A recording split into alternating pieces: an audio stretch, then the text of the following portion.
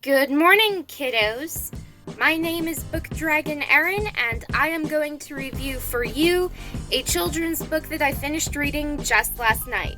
Right now, I am attending college to get my teaching degree, so I thought it would be a great idea to read more children's literature for reading time for my future students. This in mind, The Mystery of the Haunted House by Willow Night is my first choice children's literature book to read for my future students, so here's that review.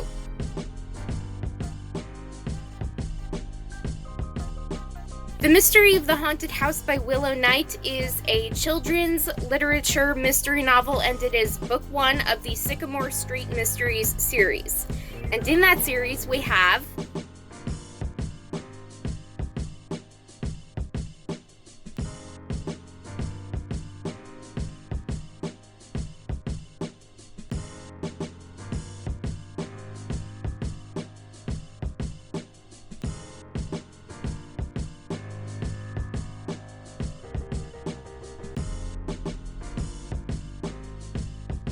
It's Friday, and all Noah wants to do is finish his homework before the weekend starts, but his little brother Josh wants him to come play in their treehouse.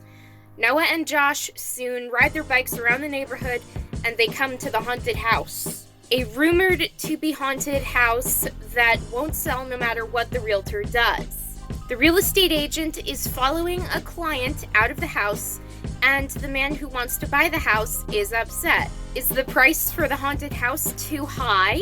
Or are the ghosts scaring everyone away?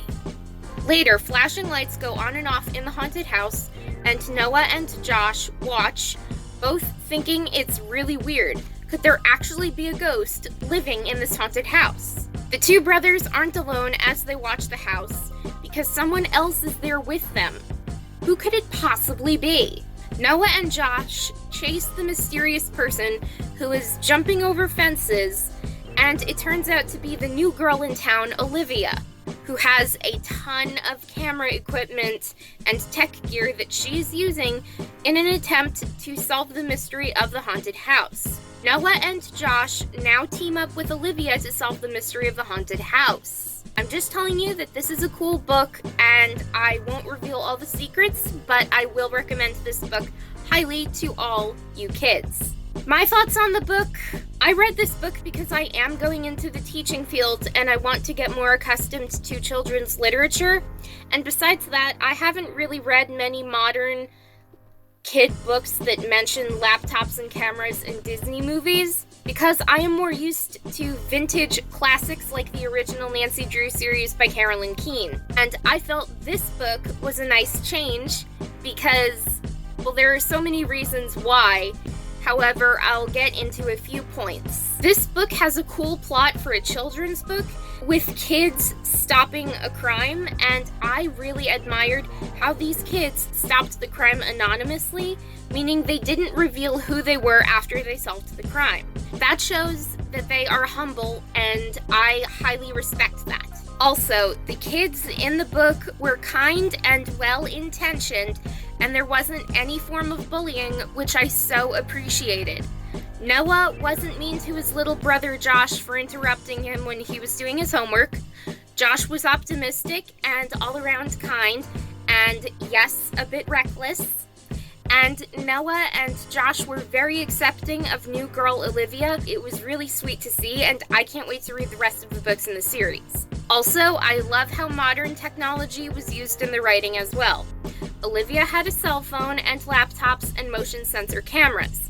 And Noah and Josh didn't necessarily have much tech gear, which I could totally relate to because my parents were old school when it came to technology when I was growing up, because I wasn't allowed to have a phone or a laptop until I was in high school. Also, this is a book that I will definitely read to my students during reading time. Great job writing this fast-paced, quick read, Willow Night. This is a fantastic children's literature book. I am definitely going to read the rest of the novels in the Sycamore Street Mysteries series, and I am definitely going to recommend this book series to my future students. As far as ratings go, this series is relatively unknown, so there were so few ratings for it, but Amazon rates the book 4.7 out of 5 stars, Goodreads rates the book 4.3 out of 5 stars, and my rating 4 out of 5 stars. As far as final notes go, this book was published on April 2nd of 2020.